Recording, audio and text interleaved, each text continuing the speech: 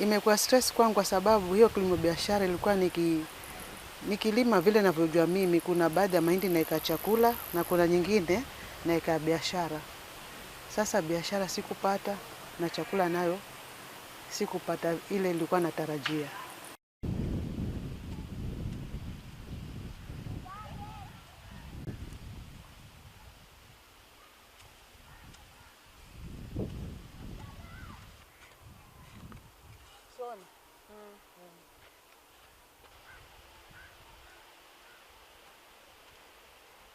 Kwa mahindi hapo ilifail.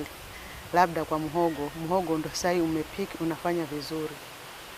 Sasa hiyo ni changamoto, ni kuwa nimekosa mahindi, lakini changamoto yangu ni chakula sina, kwa sababu mahindi inachukua miezi 3 kukaa ndo upate chakula.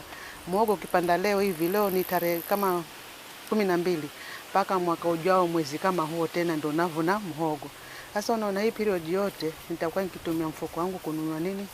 Chakula. Hiyo ndio changamoto na inanipiga sana kiakili kununua chakula nje. Badala kwa ningekuwa nimepata mavuno yangu, ningekuwa sina shida chakula.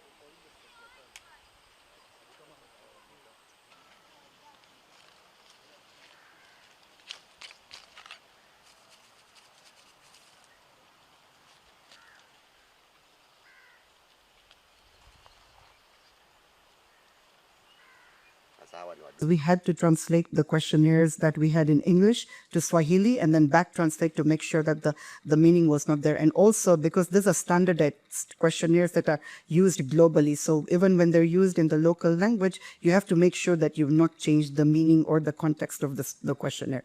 And that's because of making sure that there's validity that is when you're giving your conclusions to the global audience. Because if you change the context of the questionnaire, then the whole validity then defaults out.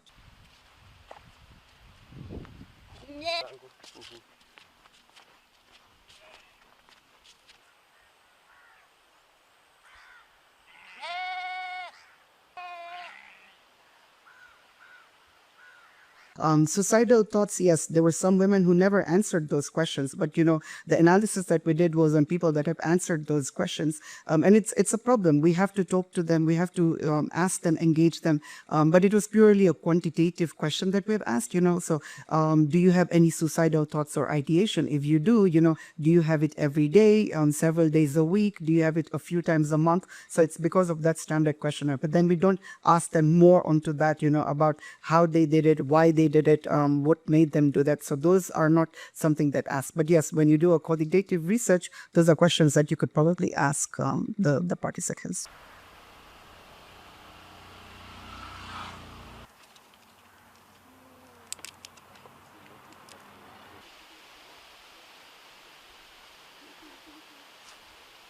Shughuli zangu za udaktari nimekuja kujua mambo na tu yake kwa mtungi yatulie kidogo alafu na kuna watu kweli wanalima lakini kipato chao sio kama ile zamani, na imeathiri pakubwa sana kwa sababu unakuta mtu anatumia pesa mingi wa shamba lakini after all hakuna kitu anavuna. Kama ni mapato, hakuna mapato mazuri anapata.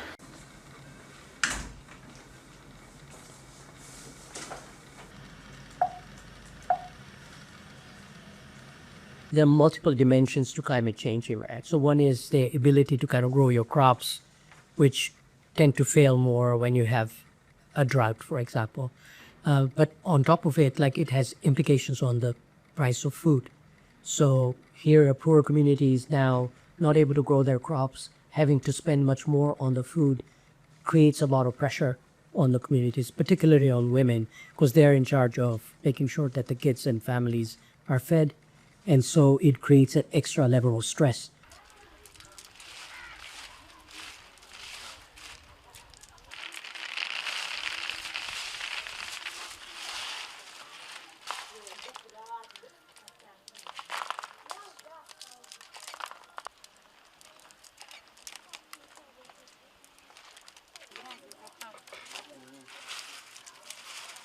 if you want resilient communities, you can't not be thinking about mental well-being as well. So I think that is a very important component of building resilient communities, and it is very clear that these communities, the climate change impact is not going to be a short-term thing. It's going to be lasting for years to come. Those are the projections.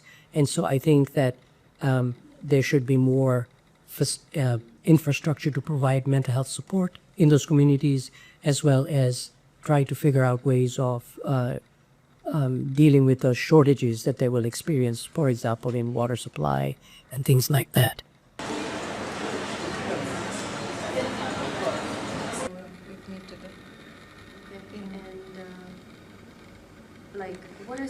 Globally, as well as in the country, we have very few resources that are dedicated for mental health, and also mental health is usually sidelined until when symptoms and issues like the illnesses are rising. When we speak about issues of people dying by suicide, is when people remember the effects of this.